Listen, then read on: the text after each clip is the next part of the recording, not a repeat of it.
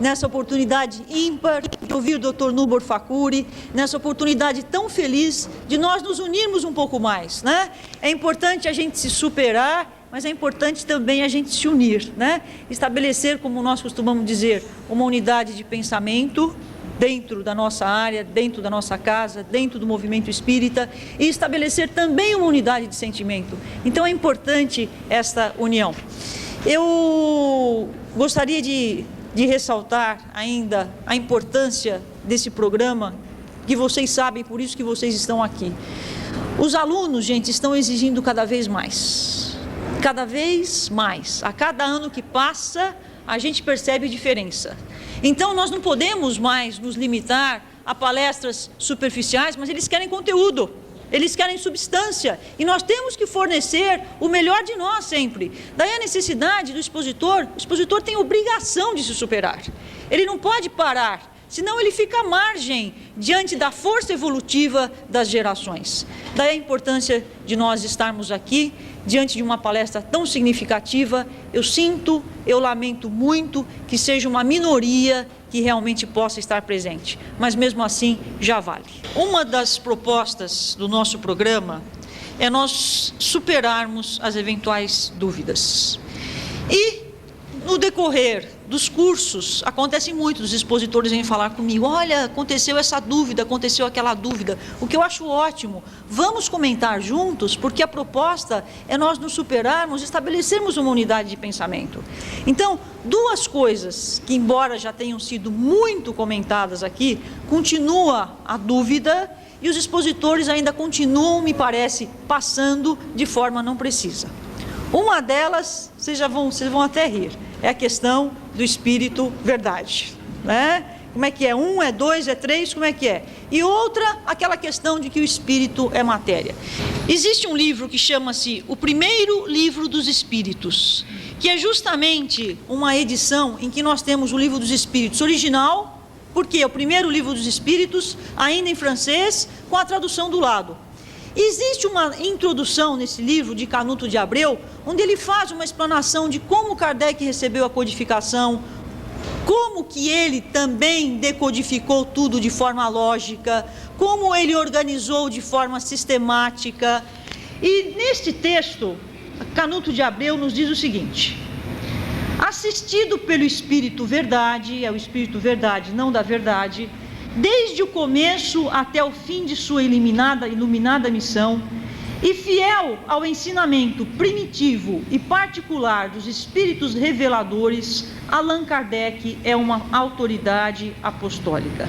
Veja, assistido pelo Espírito Verdade. Eu vou fazer a pergunta a vocês, como diz o programa, vocês é que decidem. Sim, porque a conclusão deve partir de todos nós. Será que nós podemos dizer que Kardec foi diretamente assistido por Jesus? Logicamente, todos concordamos que Jesus é o Espírito da Verdade. Mas será que nós recebemos diretamente essa mensagem de Jesus? Tem os prepostos dele. Tem os prepostos dele.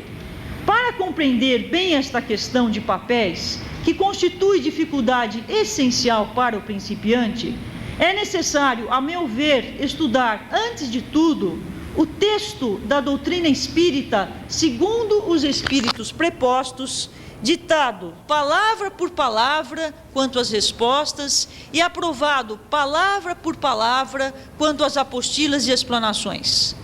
E considerar o seguinte: ditado e aprovado por quem? Resposta: pelos espíritos reveladores, prepostos pela previdência à revelação e sob os auspícios do Espírito da Verdade. Então, gente, vejam, foi uma revelação recebida pelos Espíritos. Muito bem, o texto diz bem claro: pelos Espíritos reveladores. Estes Espíritos reveladores eram prepostos pela providência, eles foram postos anteriormente pela providência, ou seja, eram espíritos que já estavam imbuídos dessa temática do Espírito da Verdade, que já vivenciaram essa verdade em si mesmo e que tinham autoridade, portanto, de passá-la adiante. sob os auspícios do Espírito da verdade, sob o augúrio do Espírito da verdade. Então, nós não podemos pretender que o Espírito da verdade seja só um grupo de espíritos, e nós não podemos dizer também que seja só Jesus, porque é Jesus, através da sua equipe, que estava de certa forma imbuída por essa temática, pela essência dos ensinamentos de Jesus e vivenciando em si mesmo. Então eu pergunto a vocês, nós podemos dizer que o Espírito verdade é Jesus e toda a equipe de espíritos que se manifestaram sob esse nome? Quem concorda, levanta a mão. A maioria concorda? Então, gente, vamos unificar o nosso pensamento e passar isso na sala de aula? Eu acho que você tá? tem que passar uma circular, viu? Porque a gente fala uma coisa... Posso passar uma circular? Nós já vimos isso exaustivamente, no entanto, continuam os erros em sala de aula.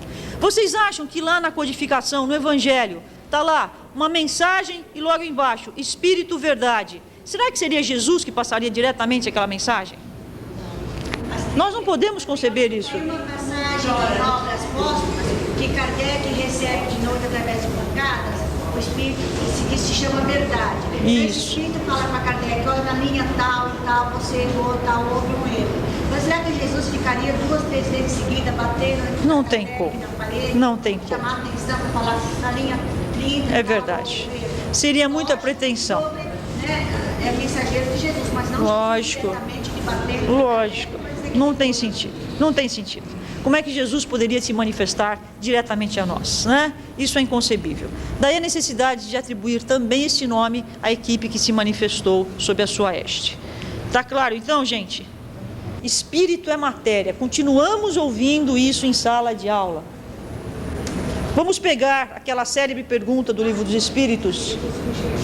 Pergunta 82 do Livro dos Espíritos. Dr. Nubor pode até nos ajudar depois, Dr. Nubor, por gentileza, a deixar mais claro esse conceito. É certo dizer que os espíritos são imateriais? Imaterial não é o termo apropriado. Incorpóreo seria mais exato, pois deves compreender que, sendo uma criação, o espírito deve ser alguma coisa. Quando diz o espírito deve ser alguma coisa, significa que ele tem essência e que ele tem a parte material também. Imaterial não é o termo próprio. Por quê? Porque o espírito necessariamente, por mais evoluído que seja, ele necessariamente tem um envoltório material, não necessariamente um corpo. É uma matéria quintessenciada, é aqui que pega. É uma matéria quintessenciada para a qual não dispondes de analogia e tão eterizada que não pode ser percebida pelos vossos sentidos. Quando diz, gente, é uma matéria quintessenciada, nós não podemos confundir com isso que espírito é matéria. Se nós dissermos isso em sala de aula, nós estamos nos valendo de argumentos materialistas. Espírito e matéria são de natureza diferente, qualidades diferentes, atributos diferentes. E não se trata de uma opinião pessoal, porque nós já fundamentamos isso aqui até cientificamente, e mesmo porque existe uma nota de rodapé de Herculano Pires explicando o que é essa matéria quintessenciada. Além da nota de rodapé, o próprio Kardec diz: dizemos que os espíritos são imateriais porque a sua essência difere de tudo que conhecemos pelo nome de matéria. Então são imateriais porque a sua essência difere de tudo que conhecemos pelo nome de matéria. Está bem claro, Kardec foi bem claro, a sua essência é tudo que é oposto à matéria. A matéria, ela é repetitiva, o espírito evolui, a matéria, ela se transforma, o espírito transcende, e uma série de diferenças que existem. Então, a essência e a inteligência é imponderável. Nós não podemos querer submeter uma essência, reduzi-la, empobrecê-la e dizê-la que é matéria, gente. Nós estamos com argumentos materialistas. É perigoso nós falarmos isso em sala de aula. Seriam 2 princípios. Pois é. Nota de rodapé de Herculano Pires. Os espíritos revestidos do perispírito são o objeto desta referência. Sem o perispírito, nada tem de material. Então está muito claro. Quando o texto refere-se à matéria quintessenciada, ele está referindo-se ao perispírito. porque todo espírito, por mais puro que seja, necessariamente ele vai ter um envoltório fluídico, por mais sutil que seja. Certo, gente? Olha, vocês já devem estar, alguns de vocês, até cansados de ouvir a gente tocar nessa questão, mas é que continuam. Daí a importância, se nós formos olhar a realidade do espírito, tão somente com a realidade da ciência, tão somente com a realidade da física, nós vamos reduzir tudo à matéria. Daí a importância do lado filosófico, que nós temos que ter uma abertura para enxergar. A natureza corpuscular do espírito é um assunto cujo livro tem esse mesmo nome, escrito por Dr. Hernani Guimarães Andrade. É um assunto já discutido há mais de 40 anos, a natureza corpuscular do espírito. Não acho que devemos, assim, em 2 minutos, fechar a questão. Então, eu acho que nós devemos estudar veementemente esse assunto, porque, naturalmente, que não é essa matéria que nós conhecemos, uma matéria em outro estado, mas o nada não existe. O espírito é alguma coisa. Acredito eu que quando as pessoas dizem que o espírito é matéria, nós não devemos achar que é essa parede, como a natureza, ele está falando como a matéria como essa parede, porque essa matéria como a parede é uma coisa, é uma matéria muito... não é esse tipo de matéria, é uma matéria em outro estado. Não seria essa matéria sólida que nós estamos falando. Eu acho que nós temos que discutir mais o assunto. Olha, já foi discutido exaustivamente esse assunto, e matéria, gente, seja qual for o grau de sutileza, é matéria. Ninguém está dizendo que o espírito é denso como a matéria, ninguém está dizendo que o espírito é denso como a parede, ninguém quis dizer isso absolutamente, mas matéria, por mais sutil que seja, continua sendo matéria. Então, quando nós dizemos que o espírito tem uma realidade material, é diferente de nós afirmarmos que o espírito é matéria.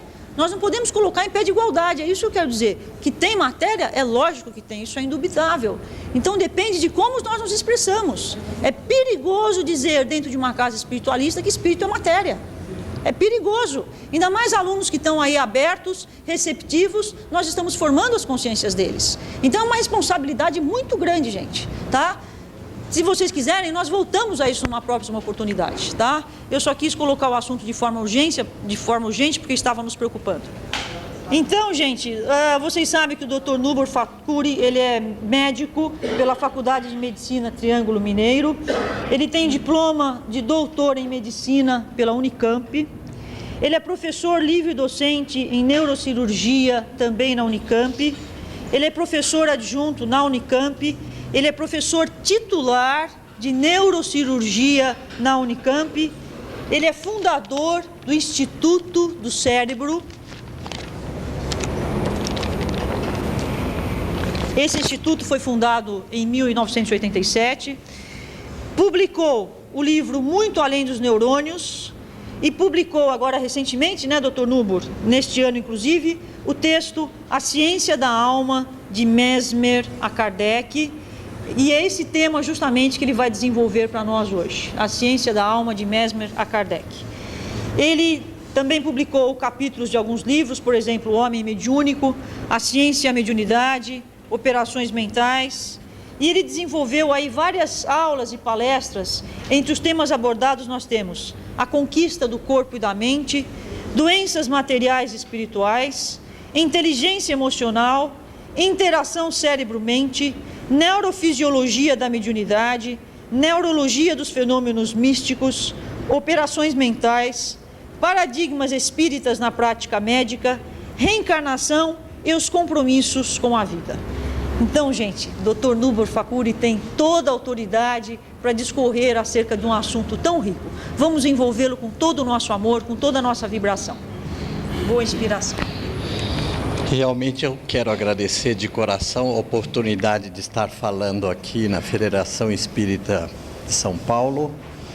Vou abordar um tema que me despertou interesse de escrever sobre o assunto, porque em determinada ocasião, fazendo uma palestra em Campinas, no meio espírita, num anfiteatro grande, eu tinha a impressão que tínhamos mais de 800 pessoas.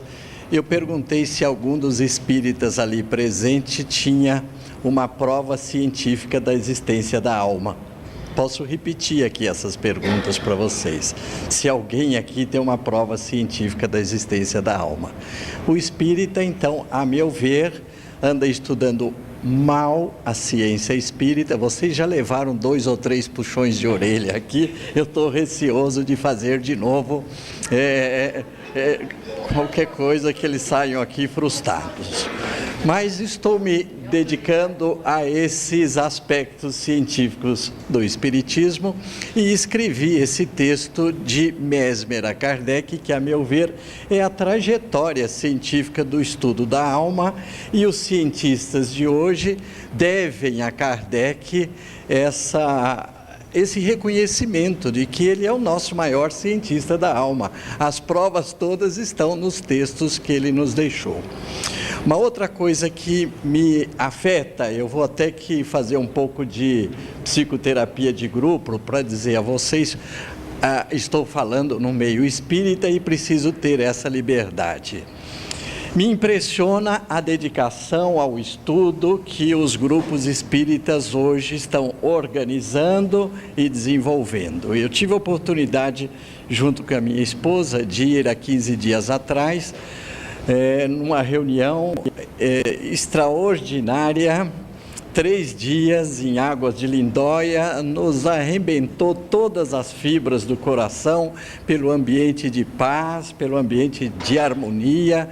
Realmente as pontes com a espiritualidade para esse nosso país aqui, podem ter certeza, Jesus, eu posso lhes garantir, quando a gente fala Deus é brasileiro, Jesus Cristo, eu gostaria de dizer que é mineiro, pelas várias coisas que a gente tem ouvido lá do nosso irmão Francisco Cândido Xavier, que aniversaria amanhã, e contando essas histórias do Chico, já vou lhe dizer uma já.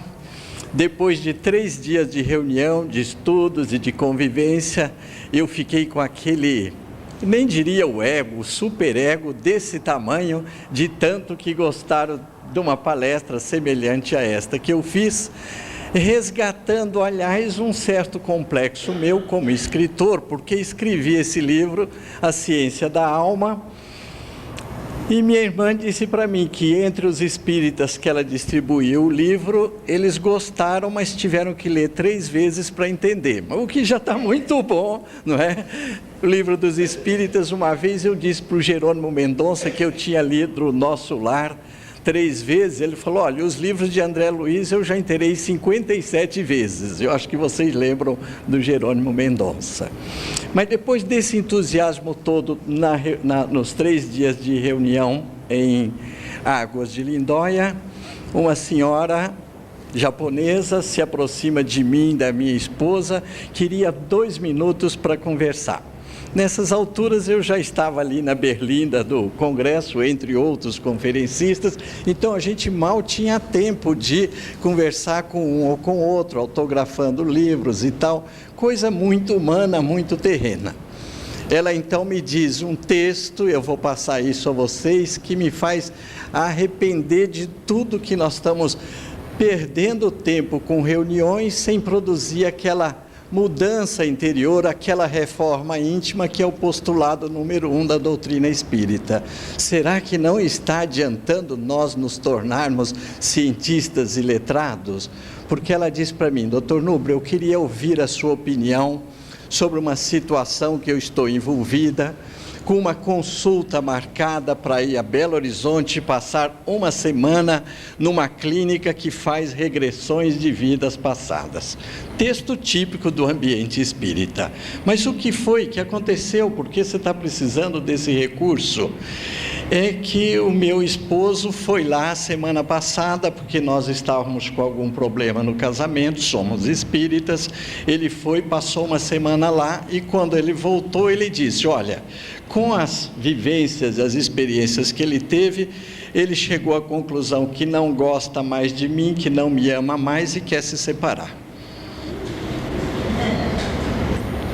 Pois é. Eu acho que nós não estamos aprendendo a lição do amor. Então não está adiantando nada falar sobre ciência.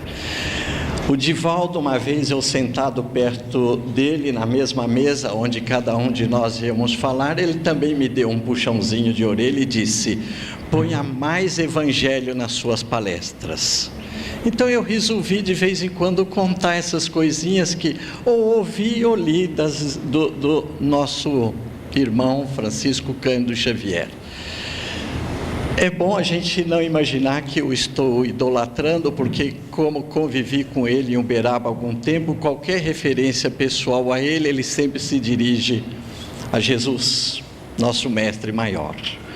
E ele conta essa história num desses textos que fala sobre a sua vida.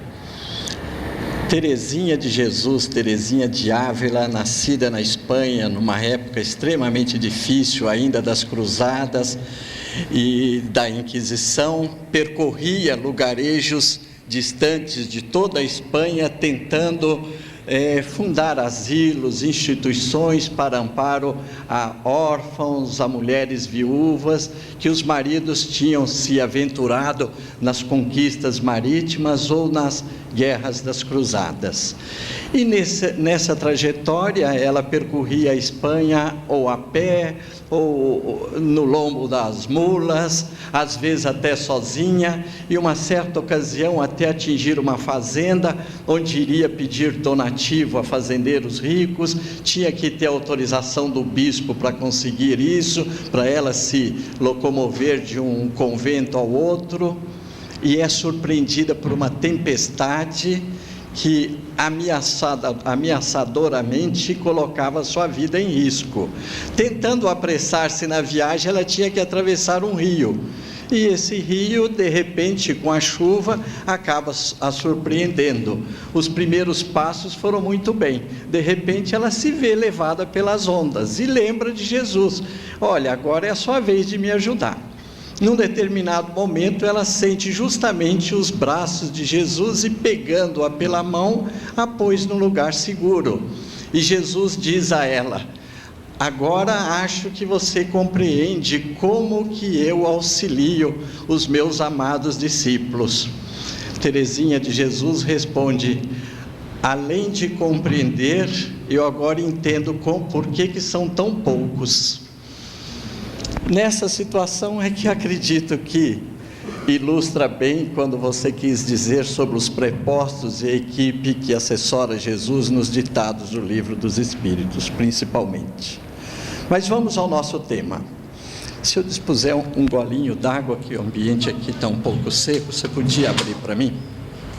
Então, o que eu estou pretendendo trazer a vocês, dentro desse texto, a ciência da alma? Como compreender essa conquista para que cada um de nós possa responder com convicção que a alma existe e conseguimos percebê-la. Então, a primeira fase da nossa exposição, eu quero iniciar com os aspectos filosóficos. O conhecimento do mundo e do homem estava inicialmente centrado na filosofia. Ela é muito mais antiga do que a ciência. Nessa imagem de Rafael estão aí representados os grandes filósofos da escola grega, de Atenas.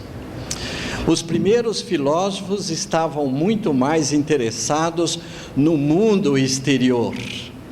Para a nossa vida, frequentemente é assim, é muito mais complexo essa introspecção, essa análise interior. Esses filósofos imaginavam que o universo inteiro é preenchido por uma substância imaterial, um fluido que percorria todo o universo. E eles acreditavam também que os astros, dentro de determinadas conjunções, interferiam em todas as situações de vida, na saúde, nas doenças, nas pestes e nas pragas que afrontavam a nossa sobrevivência. Ao mesmo tempo, eles imaginavam que cada um de nós, no seu próprio organismo, tem um elemento imaterial que é a nossa alma, que faz esse organismo vivo funcionar. Para a maioria dos filósofos, então, a vida está ligada a uma entidade espiritual, com os textos que variam de um para o outro. Ainda nessa época, ao se referir a constituição do universo, 400 anos antes de Jesus Cristo, Epêndocles propôs uma teoria que tem até hoje a sua repercussão, que toda a matéria existente do universo decorria das transformações de 4 elementos fundamentais: a terra, o ar, o fogo e a água. Isso era muito fácil de constatar quando você pega um pedaço de madeira, principalmente uma madeira verde, você toca fogo, percebe o barulho da água que está ali estralando, percebe a fumaça que se mistura com o ar, a cinza que depois se mistura com a terra e o fogo que de alguma maneira mostra a energia que estava ali concentrada. Então esta teoria dos 4 elementos perdurou durante séculos e séculos. Se nós observarmos agora na área médica, especialmente relacionando esse conhecimento filosófico com os primeiros passos de uma fase pré-científica, convém destacar uma figura exponencial que foi Hipócrates. Ele colocou alguns textos dentro da ciência médica que permanece até hoje. O maior destaque, de longe, é essa relação humana, essa filosofia humanística proposta por Hipócrates, que estabelece os primeiros conceitos éticos da relação entre o médico e o paciente. Mas ele desmistificou também determinados conceitos, como se acreditava que a epilepsia era uma doença mental provocada por espíritos malignos, e ele acabou ensinando que a epilepsia era uma doença do cérebro. E ele dizia que estava no cérebro a origem de todas as nossas sensações e de todos os nossos sentimentos. Acreditava na existência da alma, e os vários filósofos dessa época deslocaram a alma para várias regiões. Aristóteles imaginava que a alma, por ser responsável pela vitalidade do nosso organismo, estava localizada no coração, porque uma espada que atinge o coração nos faz perder imediatamente a vida. Então estaria ali a razão dos nossos processos vitais. Platão já dizia que a alma estava no cérebro, usava um argumento de um raciocínio empírico. É a parte mais alta, portanto mais perto do céu, facilita a ligação entre o céu e a nossa alma. Por isso ele imaginava que a alma estivesse localizada no cérebro. A seguir, alguns séculos depois, destaca-se um outro médico dessa fase pré-científica, ainda preso aos mesmos conhecimentos, aos mesmos princípios filosóficos que eu já enumerei, Galeno.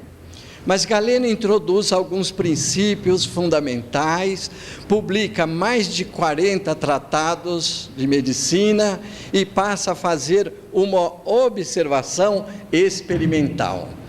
Ao mesmo tempo que ele era médico da elite, porque era médico inclusive de Marco Aurélio, o imperador romano na época, ele nasceu 100 anos depois de Jesus Cristo, mais ou menos aí, e foi médico também dos gladiadores, onde seguramente naqueles ferimentos, naquelas lutas de uma carnificina, ele dispunha ali de um material de observação importante, através das feridas que essas lutas provocavam. Isso lhe permitia estudar os nervos, as artérias e as veias. Mas Galeno introduziu, não ele propriamente dito o pioneiro, mas ele introduziu uma sistemática de observação através da experiência ao observar o corpo de animais. Então ele abria o abdômen de um cachorro ou de um coelho, ligava o ureter e demonstrou que a urina chega à bexiga depois do sangue ser filtrado nos rins. Era uma observação extraordinária. Ele fez uma experiência que deu errado, mas acabou isso nos seus textos e ficou perdurando como verdade durante 1200 anos. Ele enfiou um tubinho de bambu numa artéria para observar em que sentido caminhava o sangue. Ali o sangue coagulou dentro do tubinho. Ele continuou imaginando, como todos falavam na época, que o sangue nas artérias volta também pelo coração, assim como o sangue das veias volta para o coração. A ideia que Galeno introduziu mais original foram as teorias dos fluidos. Galeno introduziu 3 ideias sobre fluidos. Primeiro, vejam como predomina um raciocínio filosófico, um processo mais intuitivo do que de observação. Nós precisamos movimentar o nosso organismo e registrar as percepções do mundo exterior. É preciso então ter uma vitalidade. O ser vivo tem a vitalidade. Isso é mantida pelo fluido vital, ou pneuma vital, ou espírito vital. Para traduzir o texto mais correto de Galeno, ele chamava de pneuma vital. Pneuma ou espírito. Pneuma está mais relacionado ao ar. Se imaginava que essa vitalidade nossa vinha do ar. Esse pneuma vital, esse espírito vital, era localizado no coração, por causa daquela ideia dos antigos, principalmente de Aristóteles, que era o coração que mantinha a vida. E esse pneuma vital subia até o nosso cérebro. E ali no cérebro existiria uma rede de artérias. Ele tinha demonstrado muito isso no macaco, no porco e no coelho. Nós vamos ver uma das necrópsias, então, em animais reproduzidas mais de uma vez até a Idade Média. Então, dissecando o cérebro desses animais, se observa uma rede de artérias. É tão espantosa a circulação do sangue aí, que ele chamou de rede mirabilis. É uma rede miraculosa. Quando o princípio vital, quando o pneuma vital sobe do coração pelas artérias e pelas veias e atinge o nosso cérebro, ela circula nessa rede, nessa circulação, e aí sofre uma grande transformação. O pneuma vital do coração, ao atingir o cérebro, nessa rede vascular, ele se transforma num outro tipo de espírito ou de pneuma. Aqui no cérebro, ele precisa estar relacionado com os nossos movimentos. Então, é um tipo de pneuma natural. A própria natureza, ao contato com os estímulos externos, qualquer animal, qualquer planta que tem vitalidade, reage. Então, ali no nosso cérebro ocorreria essa transformação. E há um outro pneuma localizado no fígado que fabrica os elementos que circulam no nosso sangue através da transformação dos alimentos. Você come a sua comida, ele circula ali no estômago, no intestino, e o fígado provoca essa grande transformação para jogar esses elementos materiais para o nosso sangue para circular. Nessa base, então, desses 3 espíritos vitais, ou pneumas vitais, é que o nosso organismo é sustentado. Veja, é uma teoria inteligentíssima, explica a manutenção da vida, explica a necessidade da alimentação para nos fornecer essa energia, e explica a relação que o nosso cérebro agora vai ter ao perceber os estímulos que o meio exterior provoca ao reagir com o nosso organismo. Essa teoria dos pneumas prevaleceu até 1560, vocês já vão ver mais adiante o que provocou essa transformação. Hipócrates e Galeno admitiam a existência da alma e admitiam a interferência dos astros na nossa vida, na nossa doença, nas nossas doenças, tanto é que as conjunções dos astros estavam muito relacionadas com as crises de determinadas doenças.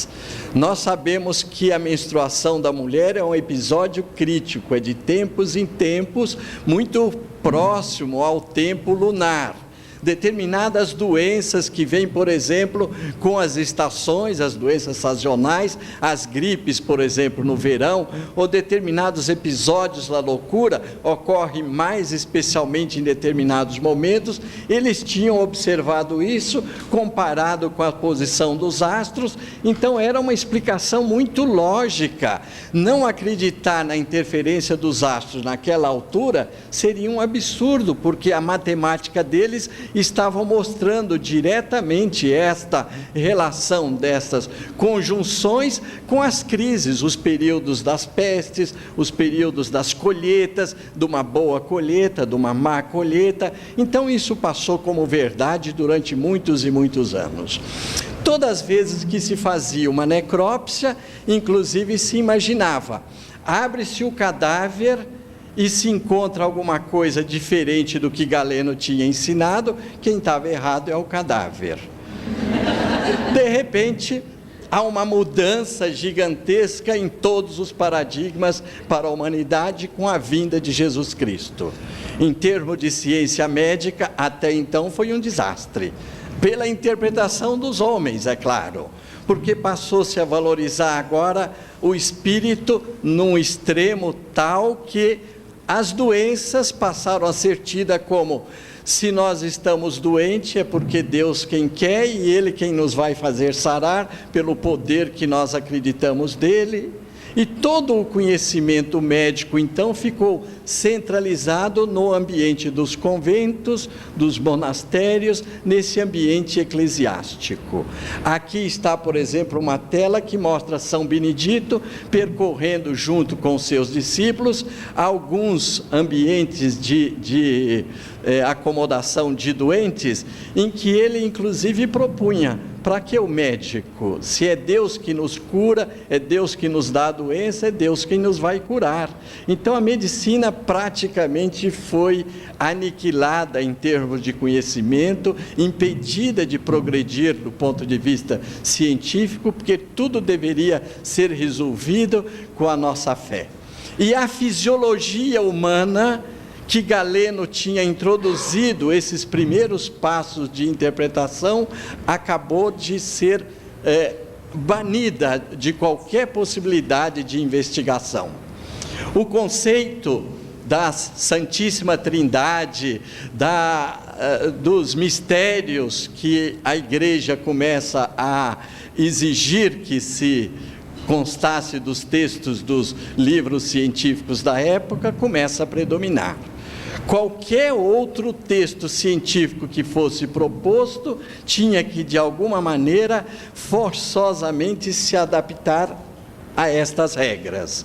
O que era o mundo sensível da Terra, que atingia os nossos sentidos. Mas todos os dons e toda a aptidão mental ou espiritual vinha aí de Deus ou dos seus prepostos, do Espírito Santo, dos anjos e etc. E a alma continuava existindo no nosso corpo, agora sediada dentro dos ventrículos, que são cavidades cheias de líquido, o que era muito próprio para quem, numa liturgia religiosa, usava o vinho com o símbolo do Espírito de Deus, que o sacerdote ali deglutia. Então, dentro do cérebro tem uma cavidade ótima, de um líquido cristalino, seria um vinho muito delicioso para a localização do espírito. O raciocínio, então, é de aparente segurança para ser aceita.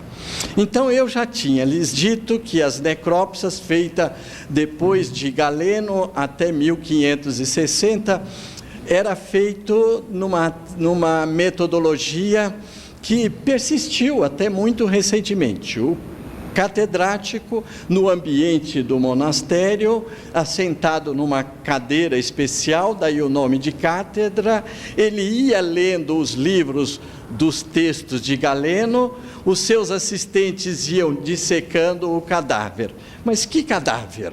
Tinha que ter autorização expressa do Papa. E esse cadáver não poderia ser de um cristão, porque afinal de contas a igreja na época propunha que os nossos corpos precisavam estar íntegros, porque num determinado momento, na volta de Jesus Cristo, os corpos iriam ressuscitar os corpos e nós não poderíamos mutilá-los. Então não se tocava no corpo para estudar o organismo humano, mas nós tínhamos um corpo que esse podia usar à vontade, dos hereges, dos árabes, dos muçulmanos, do não cristão, dos pagãos, daqueles que não foram batizados e dos criminosos. Então aí havia a autorização expressa do Papa e o cadáver podia ser dissecado. E como lhes disse, olha, Galeno disse que tinha um filtro no rim que filtrava o sangue para sair de lá a urina. O médico dissecava e não encontrava, ele dizia nos textos que ele escrevia, esse cadáver evoluiu, já não tem mais aquele filtro que Galeno tinha descrito. Ou o inverso, esse cadáver foi de um homem que não alcançou o estágio de evolução que nós estamos. Era o cadáver que estava errado e não Galeno. Daí aquela frase que durou milênios, o mestre disse, magistra dix, isso está escrito por Galeno, não é nem conveniente que algum médico se aventure a desmentir, a não aceitar. Então você não entendeu a teoria dos fluidos ou dos humores. Hipócrates e Galeno falavam que o nosso organismo, na sua fisiologia, nós temos 4 humores, o fleugma, a bile amarela, a bile negra e o nosso sangue. Então até hoje a gente vê essas pessoas nervosas, vermelhas, e entre os médicos e o leigo a gente diz, ele é violento, ele é sanguíneo, ele fica vermelho na hora de brigar. O outro é rancoroso, fica aquela palidez amarelada, o fígado apertando de ódio. Até hoje a gente mantém esses conceitos de Galeno. Se a gente fosse discorrer sobre isso, vocês vão ver que tem ainda resquício dessas teorias. O espírito permanecia lá dentro dos ventrículos. Olha que curioso, uma imagem de um livro publicado em 1537, autorização expressa do Papa para dissecar, dissecações do corpo humano, e ali os ventrículos. Convém dizer, esta imagem parece bonita como um trabalho de arte, mas a localização dos ventrículos, do que é descrito ali para o crânio, está totalmente errada. Mas nós sabemos que é a espiritualidade que estabelece essas regras. Quando que nós vamos amadurecendo e podemos ter uma informação nova? 1560, um jovem de 29 anos termina seu curso de medicina em Bruxelas, numa época em que era Antuérpia, a Bélgica nem existia como país independente. Ele muda para Paris e vai ser professor de anatomia nesta idade, 29 anos, André Vesalius. Diz a história que ele corrompia o coveiro para conseguir exemplares de corpo humano para dissecar. Ele introduz uma nova técnica de dissecar o corpo humano, desenha aquilo muito bem, como vocês estão vendo aqui, músculos e tendões. As suas imagens, se a gente comparar com os livros da Idade Média, são demonstrativas da evolução. Aqui está o livro dele, a fábrica do corpo humano, o desenho do sistema nervoso. Olha a publicação, 1543. Me perdoe quando eu falar sem olhar o slide e errar a data. Mas esta é a imagem descrita no seu livro. esta é uma imagem do sistema nervoso de livros da Idade Média. Ali a outra. Aqui está mais para uma perereca, para uma ranzinha, do que para um ser humano. Vocês vão de imaginar como que o médico, em todos os 1000 anos da Idade Média, teria estudado o sistema nervoso daquele jeito. E, de repente, Galeno começa a mostrar isto. Mas há um outro detalhe. Olha a figura do músculo e veias do livro de André Vesalius. Vesalius começa então a provocar atrito na Faculdade de Medicina em Paris, porque ele disse publicamente que Galeno estava errado. Não existia aquele filtro no rim, não existia um septo separando o sangue das artérias e das veias no coração, como tinha dito Galeno, e não existia a tal rede mirabilis. E ele garantia isso porque Galeno dissecou apenas animais, como o coelho, o cachorro, o macaco, e nunca teria feito esse trabalho de dissecação anatômica no corpo humano.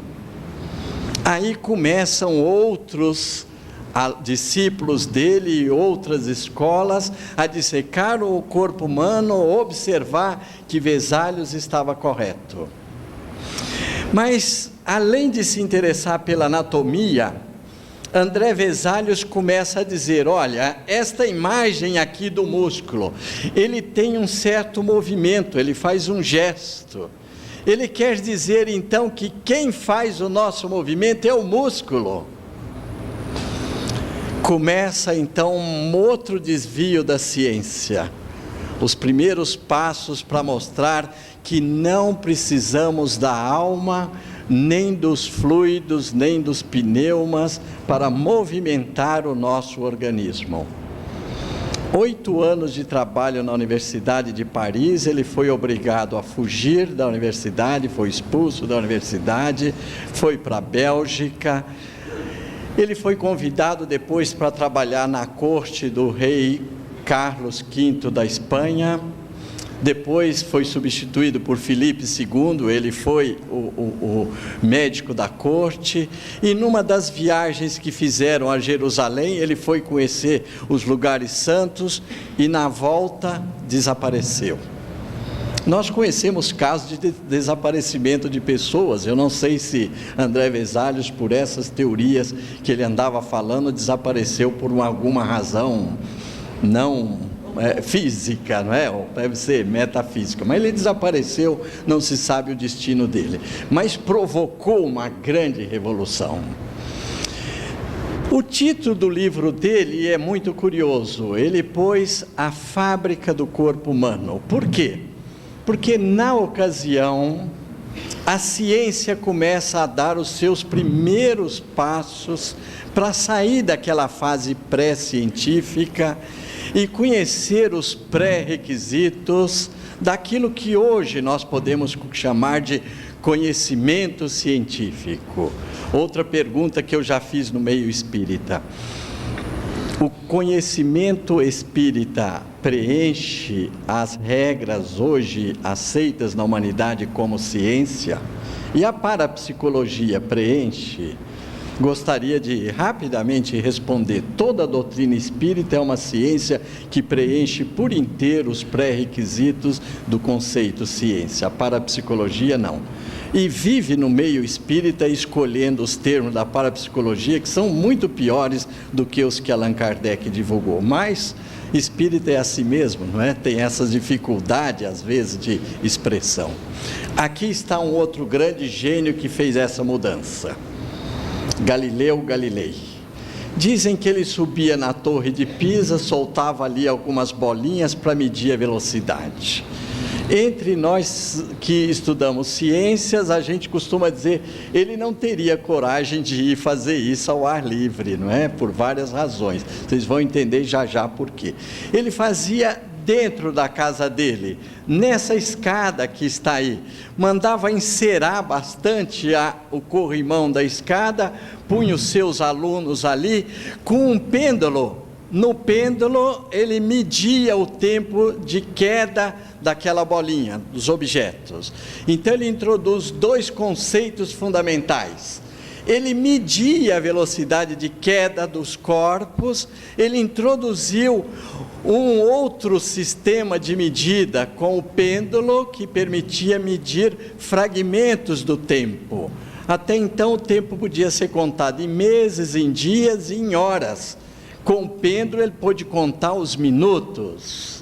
Olha a revolução que faz um pêndulo, um instrumento novo, como um dia que nós tivemos uma radiografia da alma, vai provocar uma mudança extraordinária. Ele pôs o pêndulo, e um dos princípios de Galileu é: tudo que existe na natureza pode ser medido. Tudo que não puder ser medido deve se transformar em coisas que devem ser medidas. Então ele introduzia medir tudo, analisar tudo pelos instrumentos matemáticos. Na ocasião, um dos médicos, acompanhando essa história, introduziu a balança. Um princípio muito simples: põe o indivíduo na balança, dá comida, dá água e vê o que acontece com o peso. Depois ele faz xixi, você mede o que saiu, mede os excrementos e vê o que sobrou é a comida que ele absorveu. O raciocínio começa a ficar mais fácil. Põe um termômetro debaixo do braço dele, mede a temperatura, esquenta, esfria o ambiente. A área médica começou a aproveitar estas ideias. E de repente André Vesalius, então eu vou entender que o nosso corpo pode ser visto como uma máquina. É como um relógio de molas que estava na época. Assombrou a humanidade um relógio de molas. De onde vem essa energia? Eu torço uma molinha e ele faz rodar o tempo? Foi muito mais significativa a invenção do relógio de mola do que a internet. E se eu puder movimentar, por exemplo, com a água que sobe e desce, nos castelos faziam aquelas rodinhas com o cavalinho, e as princesas adoravam aquele sobe e desce, e tocando uma musiquinha monótona, mas a água transmitia de alguma maneira impulsos que o cavalinho então circulava. Todo o meio científico e o leigo começou a perceber: existe uma energia por aí que eu mesmo posso fazer circular. E o meio científico aproveitou essa ideia. E se o nosso corpo for uma máquina, eu posso desmontá-la.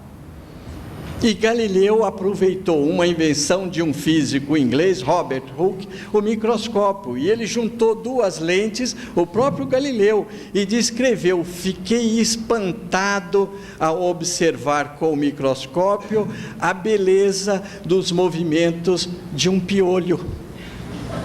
Ele viu pela primeira vez uma sarna e um piolho no microscópio. O primeiro grande estudo feito pelo microscópio na área da medicina foi uma epidemia de sarna na Europa, e um médico italiano estudou com profundidade. O microscópio então revelou um outro cenário.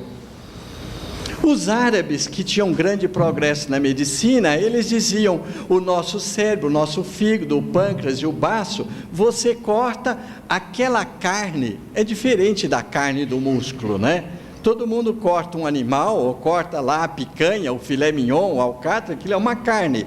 E o fígado, o cérebro, o pâncreas, o que é aquilo? Os árabes chamavam de parênquima. Parênquima, até hoje a gente usa essa expressão, mas o microscópio permitiu cortar e olhar no parênquima, é cheio de casinha não, gavetas, caixinha, e de repente o Robert Hooke cortou um fragmento de uma cortiça, uma casquinha de árvore, e disse: isso são células, e pôs o nome de células. Todo o nosso corpo é feito de células, e se eu aprender como funciona a célula, é como do moinho. Como é que funciona o moinho? Eu desmonto ele e fico sabendo peça por peça. E ao observar essa ideia de que o corpo pode ser uma máquina, um médico inglês, William Harvey, abriu o tórax de um cachorro e estudou o coração e descobriu Galeno dizia que as artérias e as veias são percorridas por sangue, numa época em que se acreditava que as artérias eram percorridas por ar. Então ele já fez uma grande mudança.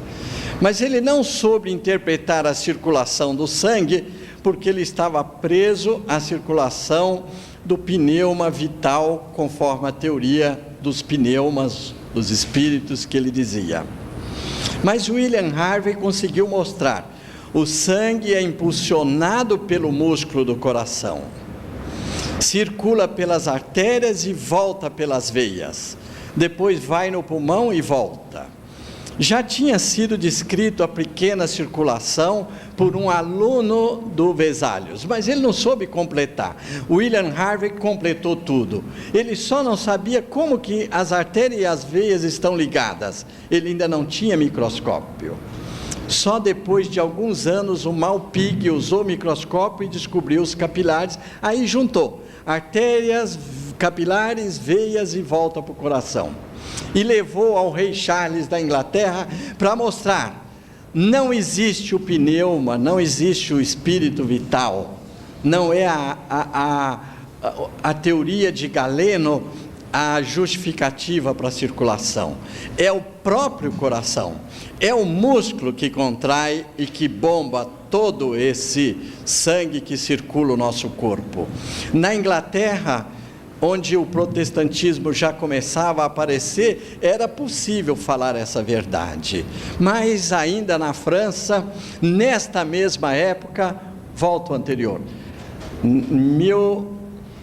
entre 1596 e 1650, René Descartes começa a elaborar um dos maiores conceitos filosóficos e científicos da humanidade. Ele propõe uma separação entre o corpo e a alma, entre as coisas materiais que se estende por todo o nosso universo, que ele deu o nome de res extensa, a coisa extensa. Mas tudo aquilo que está dentro de mim, que me faz pensar, as minhas paixões, o meu intelecto. Ele publicou um livro sobre as paixões, descreveu 40 tipos de paixões. Essa parte intelectual do meu pensamento, essa eu não posso negar. Eu posso duvidar de tudo, posso querer comprovar tudo, se é verdade ou não. A única coisa que eu não posso duvidar é que se eu penso, logo existo. Do meu pensamento eu não posso duvidar. Então ele chamou isso de res cogitans, aquilo que eu cogito dentro, que eu penso dentro de mim. Ele estabeleceu então a ideia de que o homem também é uma máquina, o seu organismo é uma máquina que eu posso dissecar. Ele se impressionou com os trabalhos do William Harvey, que mostrava o coração bombando, e do Vesalius, que dissecava músculo, mostrando, é o músculo que mexe os nossos membros. A igreja também se alvoroçava, e o espírito, e o nosso livre-arbítrio, não é o espírito que me permite decidir movimentar o meu braço? E os cientistas estavam seguindo uma trajetória oposta. René Descartes dizia que, olha, alguma coisa como o fogo que pega ali no meu pé, sobe pelos nervos e é o meu cérebro que vai sentir. Mas nunca René Descartes disse que não existia alma. Ele cometeu uma impropriedade, dizia que a alma está localizada na pineal, circulando, depois de entrar pelos nossos olhos, toda a realidade circula na rede mirabilis de Galeno e se localiza na pineal. Ele devia ter lido os livros de Vesalius, que foi publicado cerca de 10 anos antes. Vesalius já tinha mostrado, não existe a rede mirabilis, e René Descartes não tinha ainda essa informação. Hoje, com a internet, acontece lá, a gente sabe online, como se diz. Mas, ao publicar esse livro sobre o homem, a natureza do organismo humano, René Descartes teve um cuidado especial. Ele já tinha sido obrigado a sair de Paris, se refugiar numa fazenda na Holanda, depois foi ser professor de uma a rainha na Suécia, uma imperatriz na Suécia, acabou falecendo com pneumonia, que ela exigia que ele desse aula às 4 da madrugada. Na Suécia, naquele clima, ele acabou não suportando e veio a falecer de pneumonia. E esse livro sobre o corpo humano, com esses princípios, ele pediu ao editor que publicasse 12 anos depois da morte dele, porque ele tinha medo de acontecer com ele aquilo que tinha acontecido com Galileu Galileu. Amigo do Papa Urbano V, foi chamado ao palácio e o Papa pergunta a Galileu: não posso imaginar a Terra rodando e circulando em torno do Sol. Isso provocaria uma ventania muito grande, a sua teoria está errada. Era assim que o Papa rebatia as propostas de Galileu, que estava defendendo os primeiros princípios de Laplace, Copérnico, quando propôs a teoria heliocêntrica. Mas neste mesmo período, olha como reencarnaram todo mundo junto para fazer a mudança.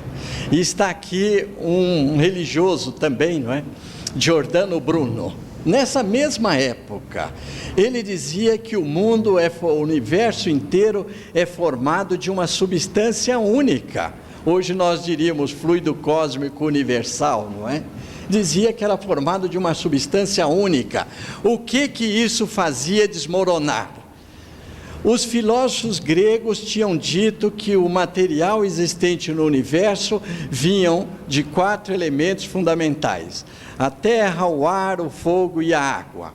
Mas lá adiante, as estrelas, essa estava nas mãos de Deus, era algum material divino.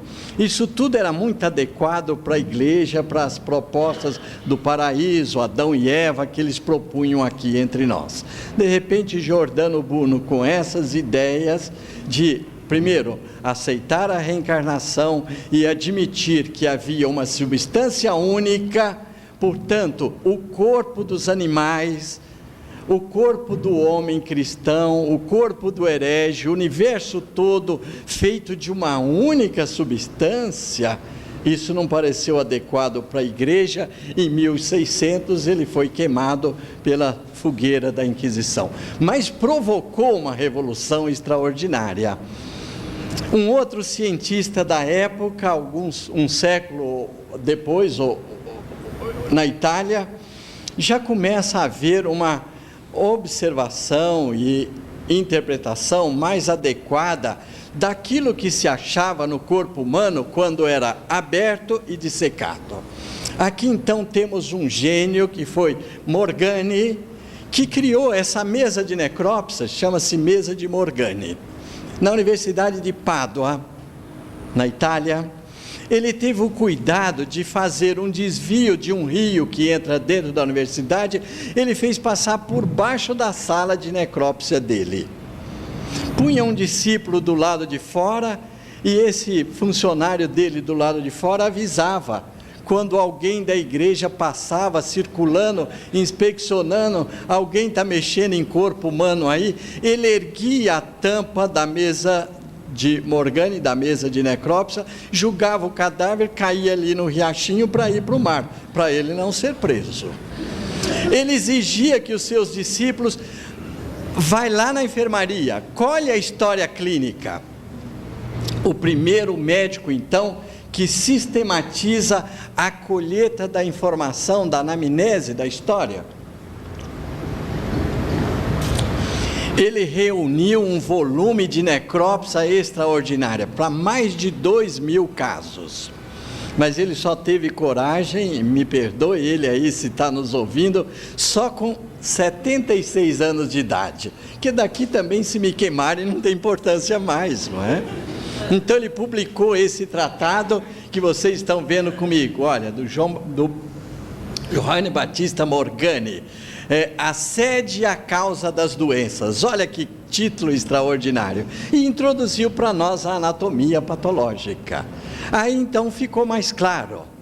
E alguns médicos cientistas da época diziam: a gente pesa o corpo e não percebe o peso da alma.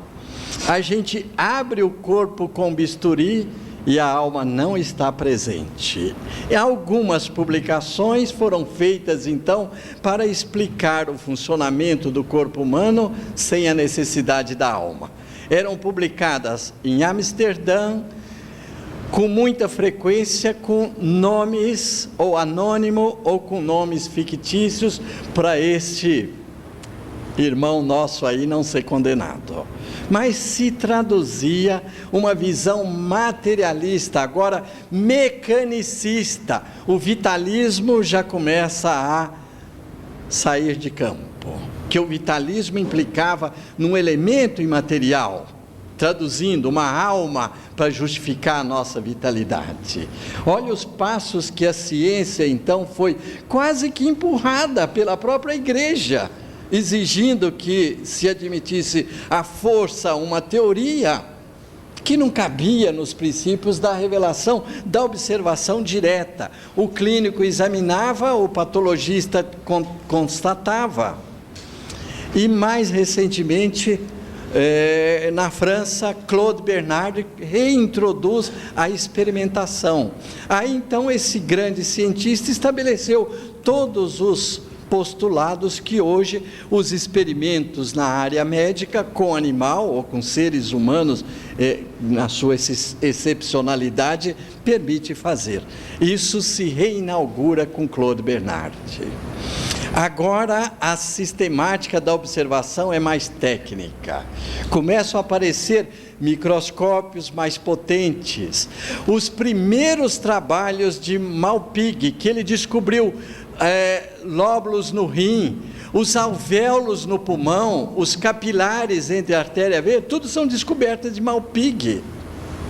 Os contemporâneos dele, na área médica, ligados a Galeno, diziam que era falha técnica, a lente dele está embaçada, está suja, isso não existe coisa nenhuma. Olha a dificuldade de impor um princípio novo. Nós espíritas não temos do que queixar, não é? Eles tiveram essa mesma dificuldade na área material. Então, a sistemática de observação vai melhorando, e olha, a partir de 1758, um trabalho lindíssimo de Franz Gall sobre a anatomia do cérebro. Esse foi também um gênio da área médica, que introduz uma coisa muito curiosa que tem repercussão até hoje. Palpando o crânio das pessoas, ele imaginava poder observar aptidões, dons. Nós temos até hoje irmãos nossos que chegam e dizem para os amigos, especialmente sofredores no centro espírita, só de olhar eles dizem, você é médium, vem aí desenvolver. Então a gente tem essa conduta ainda de olhar o exterior e já achar que pode dar alguma interpretação de aptidão. Então isso ficou conhecido como uma nova ciência, ou melhor, ciência na época, hoje a gente chama de pseudociência. O julgamento das pessoas pela aparência. Então, no crânio, Gall achava que por aqui eu posso achar benevolência, veneração, firmeza, esperança, imaginação, amabilidade. Eu acho que hoje eu poria mediunidade, não é? Então, já que a gente quer achar por aqui, palpando.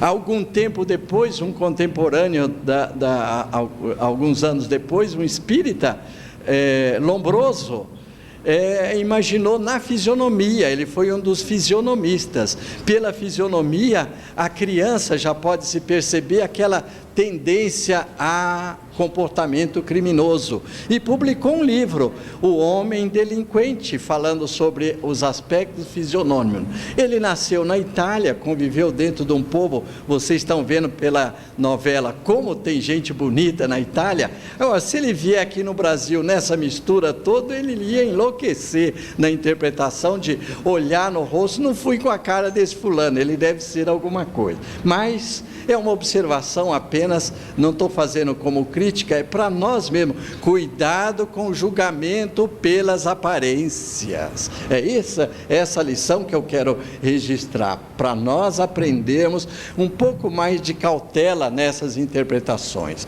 Mas Gall introduziu um conceito pequenas áreas do crânio teriam alguma relação com propriedades. Não, na verdade é lá dentro do cérebro. E esse francês, Pierre Paul Broca, descobriu uma área no cérebro relacionada com a fala. Bom, aí sim trouxe uma grande mudança para o conhecimento de como que o cérebro funciona. Nós temos um determinado segmento do cérebro que organiza a nossa linguagem falada. Alguns anos depois, esse médico alemão estava lá com 32, 36 anos, descobriu outra área, onde eu compreendo a linguagem. E aí o cérebro começa a mostrar as suas aptidões, vamos dizer assim, em termos fisiológicos. Esse médico inglês, Ulrich Jackson, organizou uma estrutura de funcionamento hierarquizada no cérebro. A mulher dele era epilética e de repente começava a mexer o braço, contrair e repuxava e aquilo passava. Ele descreveu essa crise da mulher dele como uma crise epilética focal. Hoje a gente chama de crise jacksoniana. Olha a vantagem de casar com uma mulher epilética, né? Você tem chance de repente, entrar para a literatura e da história neurológica. Mas ele criou um princípio fundamental, baseado até nos conceitos políticos da época. Os poderosos, os mais evoluídos, mandam nos que estão por baixo. Olha como a neurologia da época era politizada. Então, um sistema superior chamado voluntário estava acima de um sistema inferior chamado automático.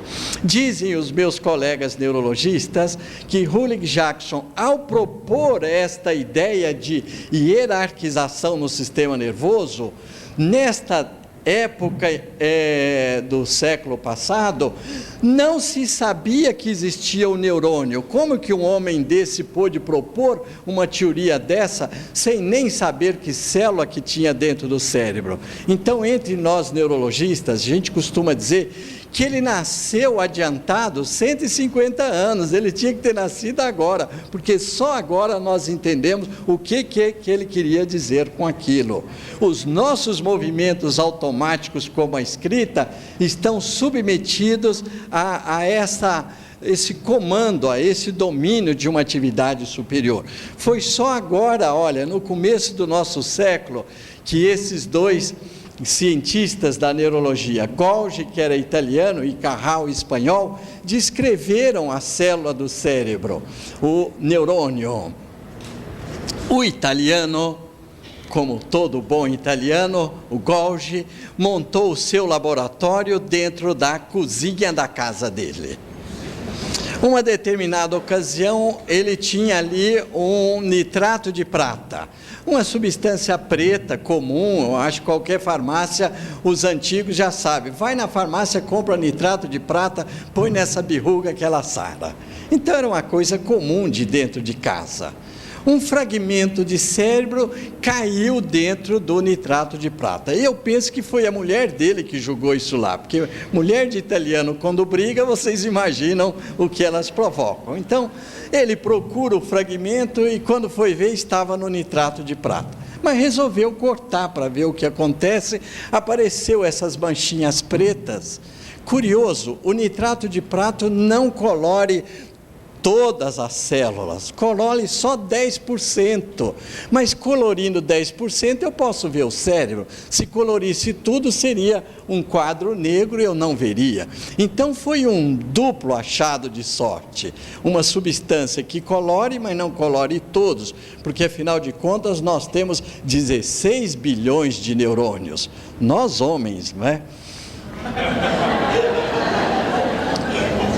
Eu vivo explicando para minha mulher, eu vivo explicando por que os homens têm 4 bilhões de neurônios a mais do que as mulheres.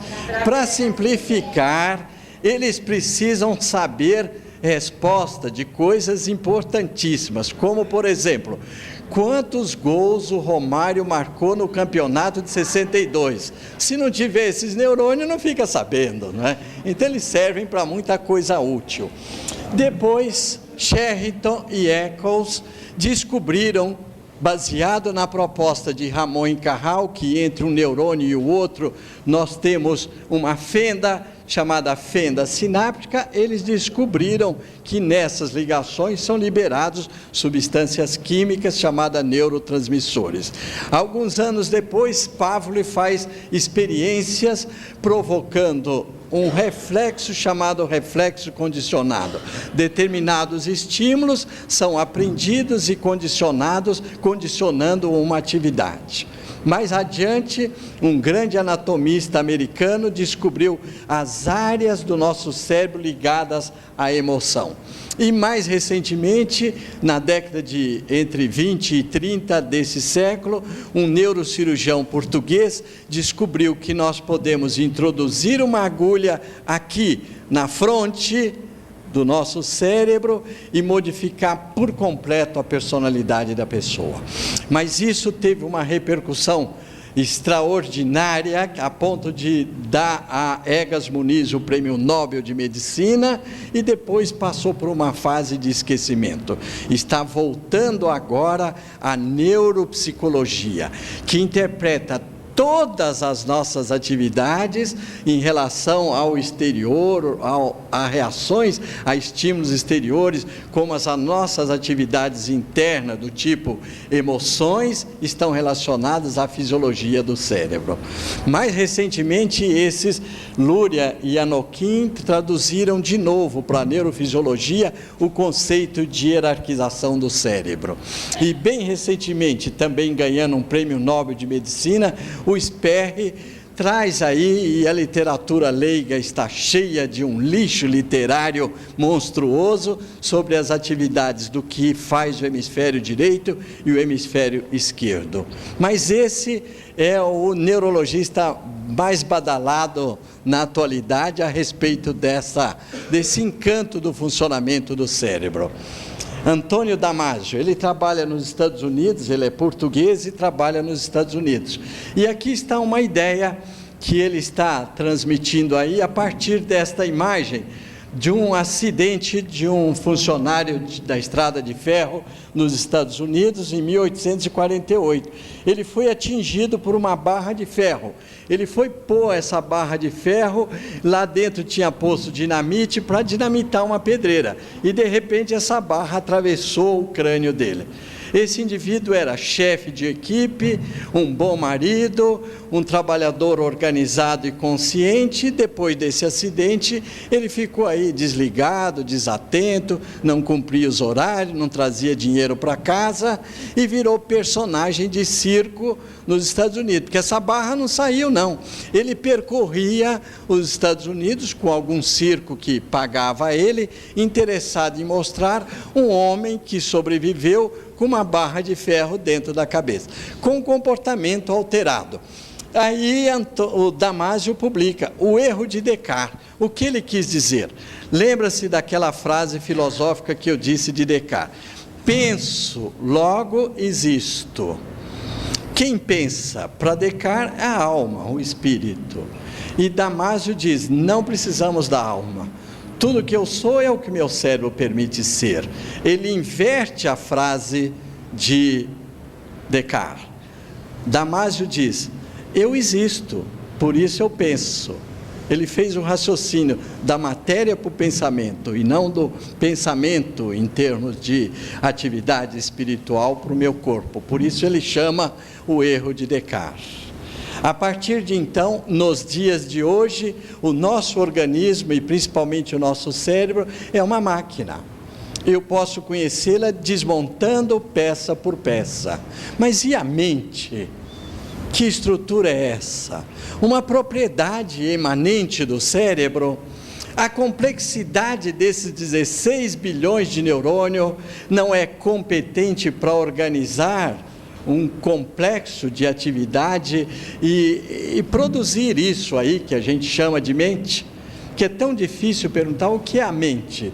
Talvez a gente possa dizer o que é atividade mental, processo mental. Então vamos agora sair do corpo, da matéria, produzir essa trajetória que eu quero começar lá atrás com Benjamin Franklin. Franklin, vocês sabem a história do para-raio.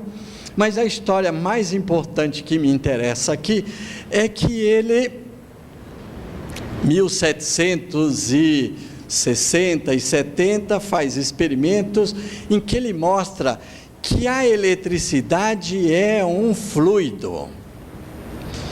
Os físicos e cientistas da época imaginavam que a gente cria eletricidade, por exemplo, produzindo atrito. Mas o Franklin demonstrou que se eu passo um bastão de vidro na seda, ponho depois perto de um papelzinho ou do meu cabelo, ela atrai. Então, eu estou transferindo o fluido elétrico, assim como naquela rodinha que vocês viram comigo, da água que faz circular e o cavalinho sobe e desce, a água transmitiu lá de cima, desceu, rodou o parquinho, transmitindo energia, uma energia mecânica. Então Franklin introduz esse conceito revolucionário. A eletricidade é um fluido e eu posso transmiti-la de um ponto para o outro. Outro cientista importante para o conceito que eu vou dizer é Newton, que tinha dito para nós que há uma força que atrai os corpos, a matéria se atrai com essa força da gravidade, e essa gravidade dos astros que atuando sobre a Terra faz o movimento das marés, o vai e vem das águas que estão aqui. Aparece então Mesmer, médico na Áustria, em Viena, que junta essas duas teorias, mas soma princípios antigos. Todo novo paradigma traz ideias do passado. Uma verdade nova, ela não afasta a antiga, ela se sobrepõe às antigas. É assim que está sendo também o Espiritismo. Não está afastando nada do que disse Jesus, está se sobrepondo com uma face nova. Mesmer então diz: os astros atuam sobre nós dando saúde ou doença através de um fluido que existe em todo o universo. O universo inteiro é preenchido por um fluido, o nosso corpo também. E esse fluido circula no nosso corpo, eu posso movimentá-lo com alguns magnetos, eu posso transmitir do meu corpo para outra pessoa, para uma planta, para um animal. Então o nosso universo é preenchido por um fluido que ele chamou de fluido animal.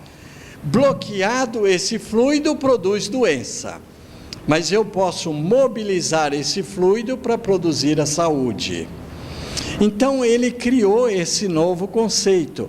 Assim como os astros promovem o vai e vem das marés, o vai e vem desses fluidos faz circular o nosso sangue, as nossas energias, a nossa vitalidade. E ele organizou em Paris um ambiente onde as pessoas em volta de uma grande tina, ali havia água, areia, limalha de vidro, fragmentos de ferro magnético que eles chamavam da época.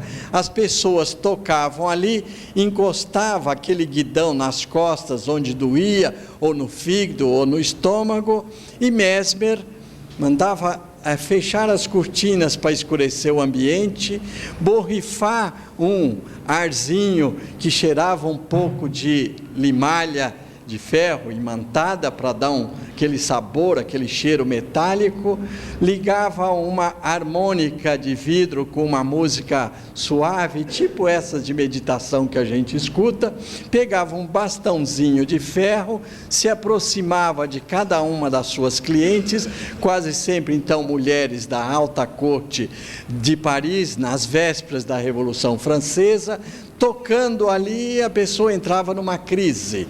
Que crise é essa?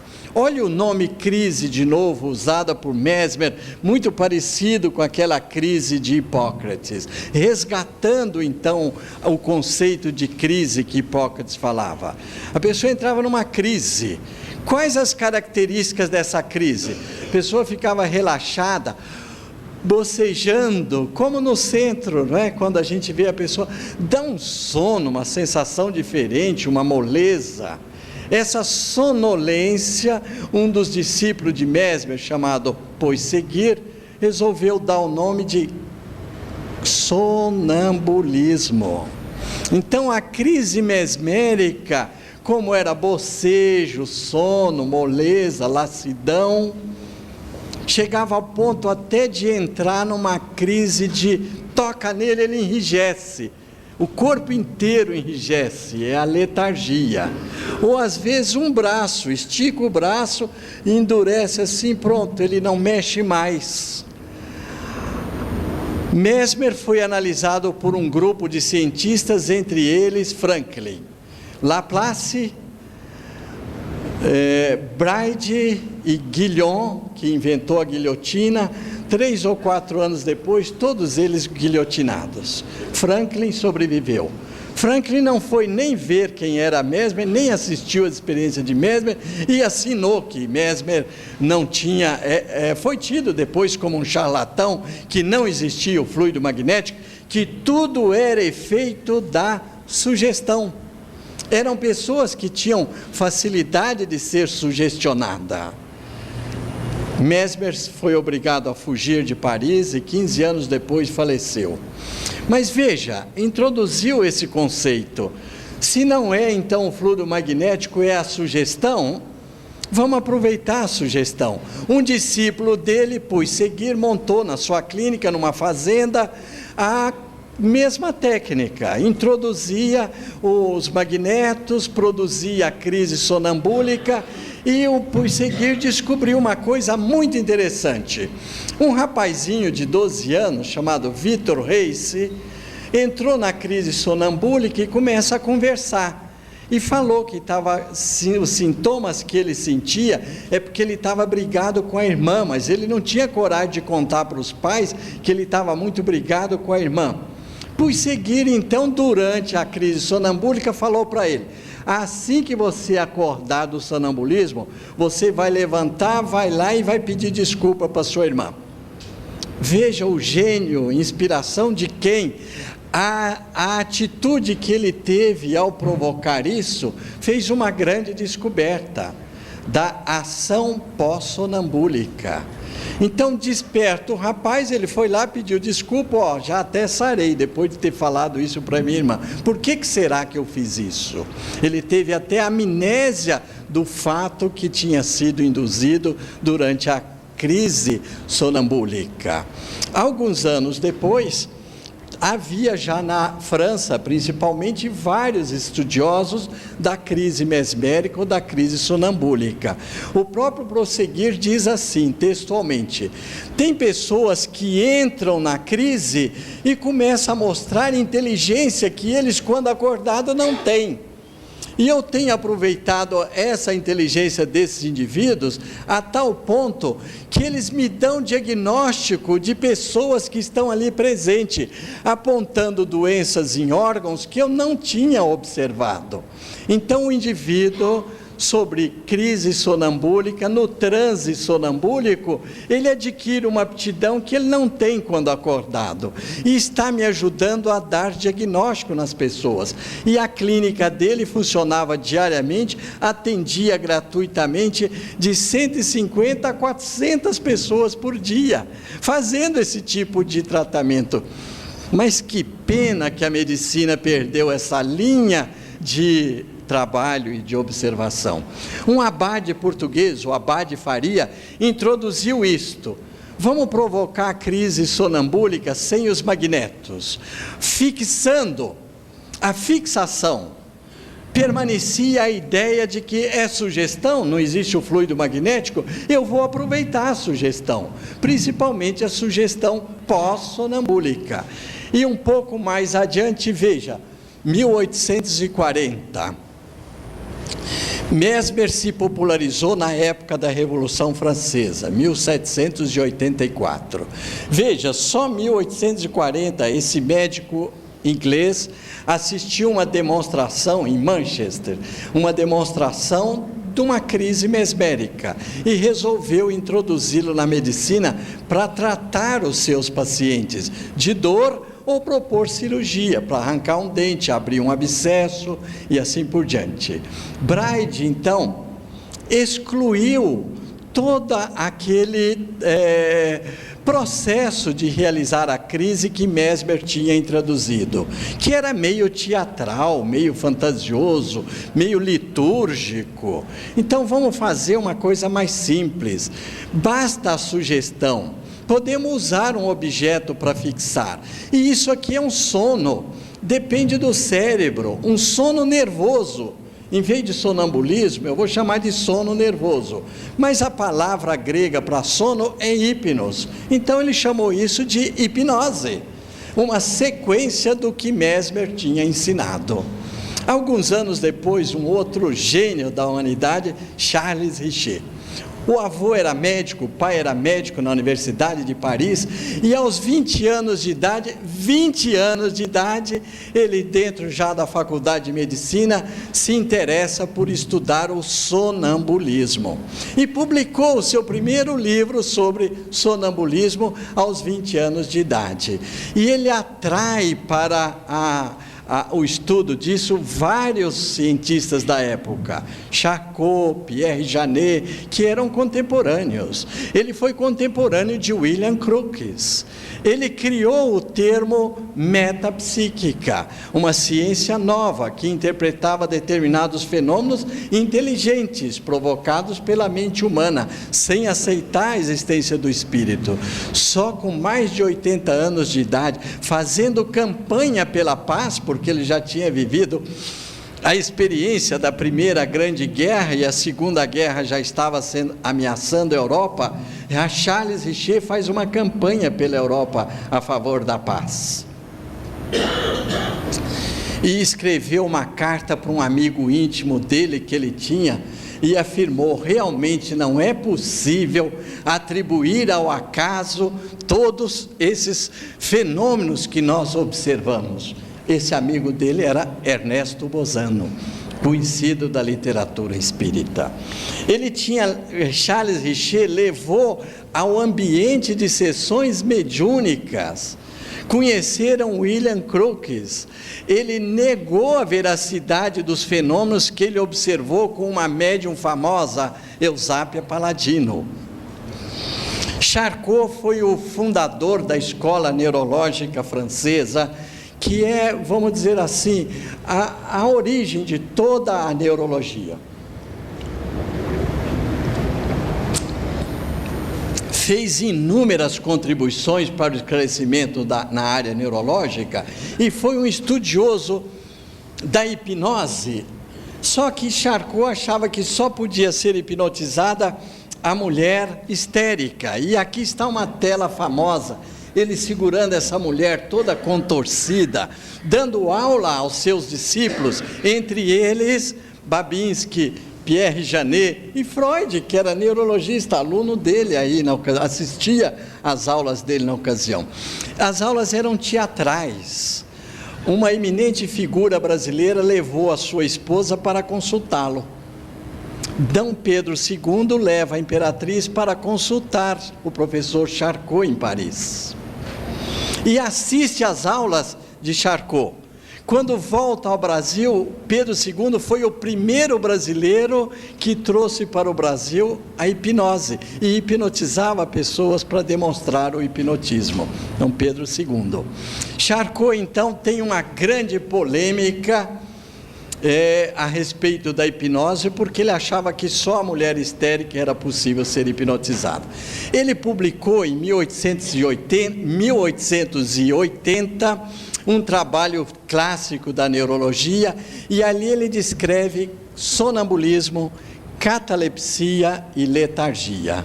Se diz, olha, aqui uma crise tipo mesmo catatônica, segmentar da catalepsia. No livro que eu estou divulgando para vocês, A Ciência da Alma, eu chamo a atenção. O meio médico atribui a Charcot a definição de catalepsia, sonambulismo e letargia. Ele estabeleceu os critérios para esse diagnóstico. Mas um outro livro publicado em 1857, chamado Livro dos Espíritos, tem 3 perguntas: o que é o sonambulismo, o que é catalepsia e o que é letargia. Quase sempre nós espíritas, a gente chega nessa pergunta, pula que isso é muito difícil. Então, o meu livro que eu estou difundindo, aliás, perdão dizer que é meu, é cola de tudo isso aí, dessas eminentes figuras que eu estou lhe falando, eu tento explicar devagarinho, vocês vão ler 3 vezes e vão entender: catalepsia, letargia e sonambulismo. Aqui está uma crise localizada, pode ser provocada artificialmente, ou de repente o doente aparece lá para você assim, todo catatônico. A letargia não, eu só consigo de uma maneira artificial, induzindo a crise sonambúlica, aprofundando o sonambulismo, aí ele fica todo parado, letárgico, como se estivesse morto. Como se estivesse morto na crise desse tipo. Uma das clínicas da época, então, que começa a adquirir fama, do Dr. Liébaut, um médico de um vilarejo próximo, colado à cidade de Nancy, que era desse tamanzinho. Ele montou uma clínica ali numa vila rural e se interessou por hipnose. Escreveu um tratado com 2.000 casos de sucesso de pacientes que ele hipnotizou. A literatura científica conta que ele, assentado, atendendo pacientes que vinham fazer a queixa, de repente 2 meninas correm, sobe ali no sofá onde ele está, os pais meio aflitos, ele num olhar hipnotizou as 2. Meu Deus! Esses homens vêm realmente predestinados, a gente tem que acreditar nisso. Acontece que o livro do Dr. Liébaut, ele editou 200 exemplares, só vendeu 1. A gente perde essas chances, não é? Freud foi aluno de Charcot, mas foi assistir às experiências do Dr. Liébaut. Convém um outro registro. Todos os pacientes atingidos pelo Dr. Liébaut, que ele hipnotizou e curou com a técnica da hipnose, foram atendidos gratuitamente. Freud foi assistir, se entusiasmou com o hipnotismo. Tentou na sua clínica na Áustria, em Viena, e ele foi um péssimo hipnotizador. Olha a dificuldade. Como é que Liébaut hipnotiza 2 crianças com o olhar? E Freud, um gênio que não há o que discutir, não consegue hipnotizar os seus pacientes. É porque ele veio para criar outra técnica da psicanálise, introduz para nós então outra chave, outra janela, outro acesso à alma. É por esses caminhos que nós espíritas temos que mostrar, gente, está mais do que demonstrado que a alma existe. Pega de novo esse pessoal, Mesmer fez isso, foi lá nos fluidos dos antigos filósofos, nas crises de Hipócrates. Para que nós procurarmos os livros Kardec, Freud, Liébaut, Charles Richer, tem todo esse material, essa sequência, por isso que o subtítulo do livro eu pus, de Mesmer a Kardec. Está tudo isso daí demonstrando, nós temos acesso à alma. Freud, e agora vou tentar afrontar um pouco Freud, ele diz que o nosso psiquismo começa, ele não aceitou aqui entre nós a reencarnação, mas começa quando a criança nasce e toca o seio da mãe, depois o pai começa a brincar com essa criança, a rolar na cama, a jogar para cima. Então a interpretação de Freud é que o psiquismo vem depois do ato motor. Eu vou tentar mostrar para vocês com a minha filha que o psiquismo vem antes do conhecimento. Nós já temos esse psiquismo aí dentro de qualquer ato motor. Eu pedi para minha filha ler. Ela pega essa revistinha aí e vejam, faz aquela carinha mesmo de que está lendo. Então, ela já sabe o gesto de ler.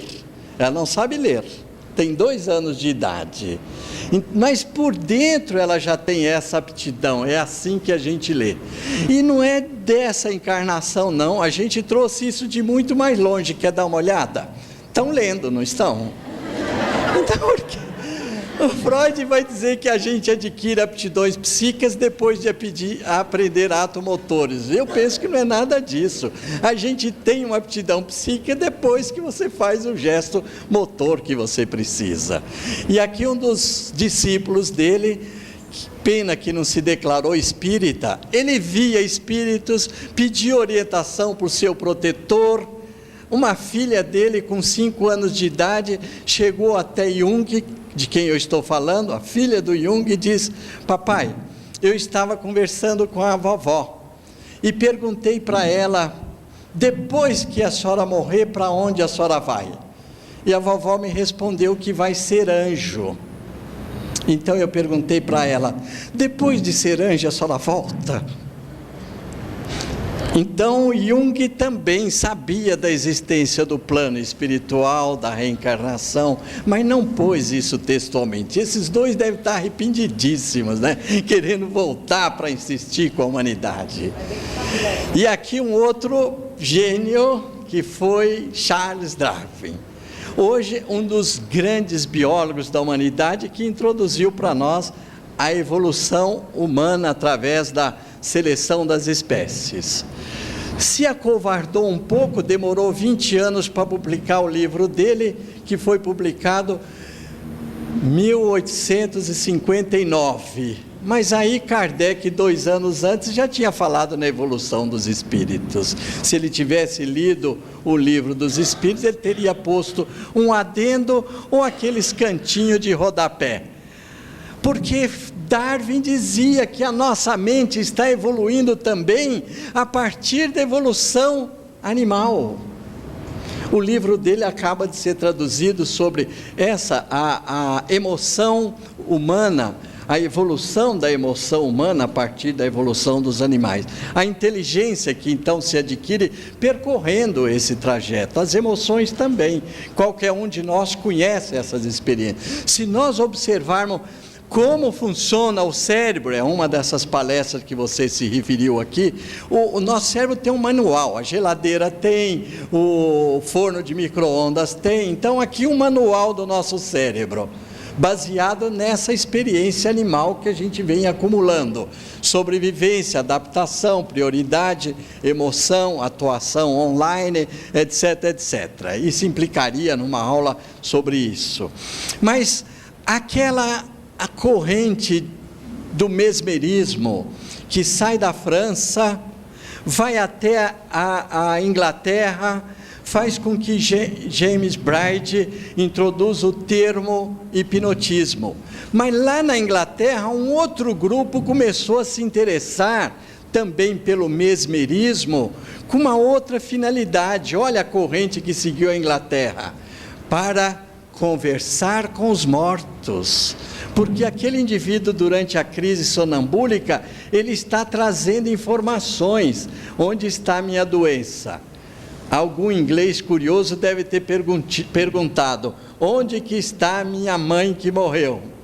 E a partir daí a Inglaterra aproveita a crise sonambúlica para o contato com os mortos. Esse mesmo conhecimento do mesmerismo foi levado para os Estados Unidos, e ali se cria de novo uma outra corrente, mas também de investigação, de fenomenologia. E um dos que assiste eles é William James, fundador da psicologia americana, espiritualista. Assistiu sessões espíritas sem se declarar. Mas esta linha de pensamento mais acadêmico das escolas americanas produziu também o seu eixo de contribuição, numa visão mais técnica, matemática, estatística.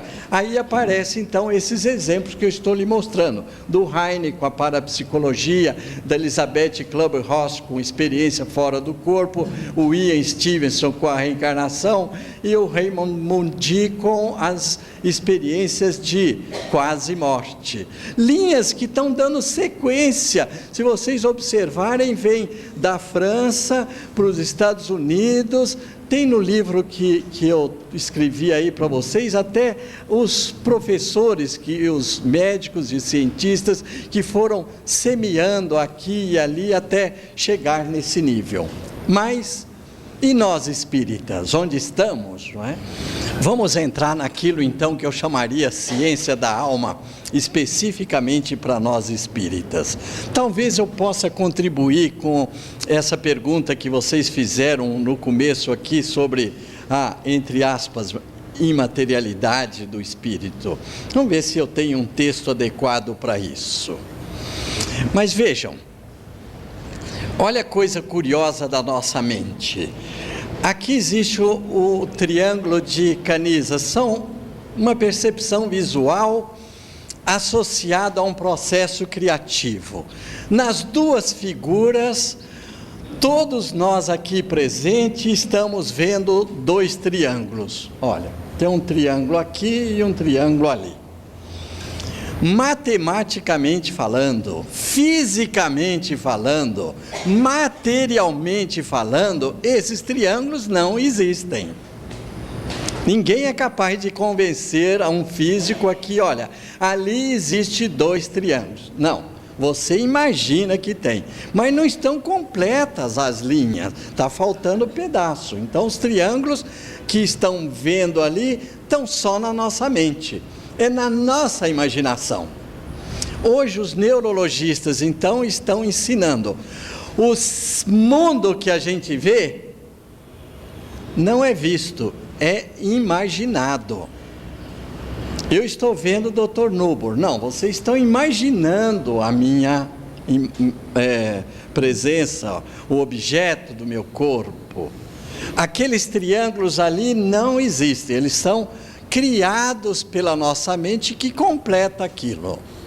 Eu poderia dar uma sequência aí de exemplos sobre isso, mas a aula não é desse tema, vamos chegar lá.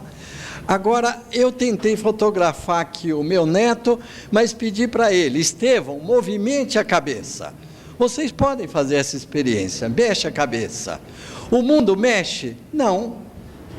Mesmo eu mexendo a cabeça, o mundo não mexe. Então, como que é isso? Se o meu olho que eu estou vendo, eu mexo o olho e o mundo não mexe. É porque a imagem que eu vejo, ela é centrada na minha mente, não no meu físico. É egocêntrica, ela está centrada no meu ego. Pode mexer a cabeça à vontade. Agora, vocês querem ver eu comprar uma briga? Eu posso chacoalhar a sua televisão aí, a sua filmadora? Se eu chacoalhar, o que vai acontecer com a imagem dele? Vai chacoalhar também. Olha a diferença da visão que a lente faz do mesmo objeto com a visão que eu estou fazendo de vocês. Estou chacoalhando, o mundo não está mexendo, está centrada em mim. Então eu tenho alguma coisa dentro de mim que me faz ver um mundo que eu estou imaginando especificamente dentro de mim. Só com uma observação agora vão passar para os físicos. Os físicos hoje estão ensinando assim. O mundo que eu estou vendo é aquele mundo que sensibilizou o meu cérebro. Bom, os espíritos já ensinaram isso há muito tempo. Pode ler o texto do Livro dos Espíritos. O estático desmembrado do seu corpo vê uma realidade. Quando ele volta, ele filtra para nós a informação, porque o cérebro é um instrumento, o nosso corpo é um instrumento. Eu só estou vendo vocês porque eu estou usando esse cérebro que me permite ver. Mas ele me permite dentro de um limite. Eu não estou vendo o ar, não estou vendo as bactérias, não estou vendo as ondas do rádio, as ondas de luz que estão passando aqui. O mundo que eu vejo é o mundo que o meu cérebro permite ver. O espírito que eu vejo é o espírito que minha alma permite registrar. Eu tenho os meus limites. Os espíritos superiores estão num limite muito mais extenso do que o nosso, numa evolução que nós não atingimos. Os físicos de hoje estão dizendo, saiu naquele programa de ciência da Rede Globo, que a gente assiste às 6 horas da manhã, aí o Marcelo é aquele físico que faz ali os comentários dizendo: para o físico de hoje explicar o mundo do jeito que está complexo, o entendimento do que é matéria e energia, vai precisar aparecer uma nova ciência. Essa agora já se esgotou, essa está muito ligada à matéria, e nós só enxergamos aquilo que o cérebro permite registrar. Daqui a alguns séculos, nós vamos entender esse outro mundo imaterial que você questiona, numa dimensão, num sistema que é uma outra fonte de conhecimento. O mundo, se Deus quiser, nesse próximo milênio, vai ser brindado com uma nova fonte de conhecimento, e que o primeiro passo eu acho que Kardec já deu, porque está nessa outra dimensão transcendente. Vamos ver se eu consigo mostrar isso para vocês. Então, o nosso corpo, além dessa coisa física, ele tem aí um princípio vital, uma entidade espiritual que o anima. O texto está todo no Livro dos Espíritos, eu acho que não preciso de secá-lo por inteiro. Esse corpo espiritual nos permite transitar num outro universo. Então, nesse ambiente do plano espiritual, eu vou ter contato com uma outra realidade. No meio espírita a gente diz plano espiritual, outra dimensão. Na física a gente pode dizer numa outra realidade. Os físicos já estão usando esses termos. Daqui a pouco eles tiram um retrato do espírito, nós estamos aí com a cara no chão, que a gente não estudou ciência o suficiente para acompanhar. Então, há uma outra realidade que eles já estão percebendo. Se eu tiver um outro instrumento de observação, com esse meu cérebro, eu só vou ver essa extensão. Lembra da resistência de Descartes? Essa extensão toda que eu estou vendo é aquela que o cérebro permite ver. Mas vocês aprenderam que com o meu corpo espiritual eu não preciso do olho para ver. Essa minha realidade que eu estou vendo, utilizando o meu instrumento cerebral, eu estou vendo vocês porque essa realidade me sensibiliza com a luz. Mas há outra realidade que eu não preciso de luz para registrar. O espírito não precisa de luz para ver. Então, nós aprendemos que o perispírito está ligado ao nosso corpo através dessas ligações muito sutis, mas ao nível atômico ou subatômico ou dentro dessa esfera. É ele que é uma espécie de transdutor que vai permitir a gente sair de uma dimensão para outra, de um plano para o outro, ou, como eu estou dizendo, de uma realidade para outra. Agora vamos então nos deter. Eu estou dizendo que a própria física já está aceitando que existe mais de uma realidade.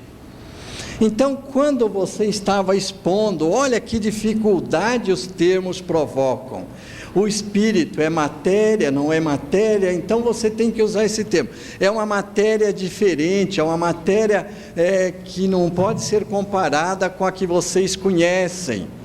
Então vamos usar agora um termo um pouquinho mais claro, que eu acho que pode dizer: nós estamos com realidades diferentes. Fica um pouco de filosofia, mas acho que é uma linguagem que traduz. A realidade material que eu vejo é a que o meu cérebro permite detectar, porque eu estou usando o instrumento da realidade física. Mas existem outras realidades, outras situações que a ciência também está descobrindo. Um exemplo que eu quero dar, olha, o cérebro físico está na realidade física, a mente está numa outra realidade, que os cientistas já estão acreditando. Eu comecei essa história de estudar cérebro e mente, porque os físicos da Unicamp pediram para mim dar uma aula sobre isso, num congresso que eles fizeram lá. Porque o físico entendeu que ele só vê aqueles fenômenos físicos se a mente dele estiver presente. Os fenômenos só acontecem com a interação da minha consciência. Einstein então ficou espantado com isso e perguntou ao Max Planck: Quer dizer que com essa teoria quântica, se eu estou olhando para a Lua, ela existe. Se eu ficar de costas, ela não existe mais? Parece uma piada, mas, entre aspas, é assim mesmo. Esse mundo que está aí, a minha consciência está participando dele.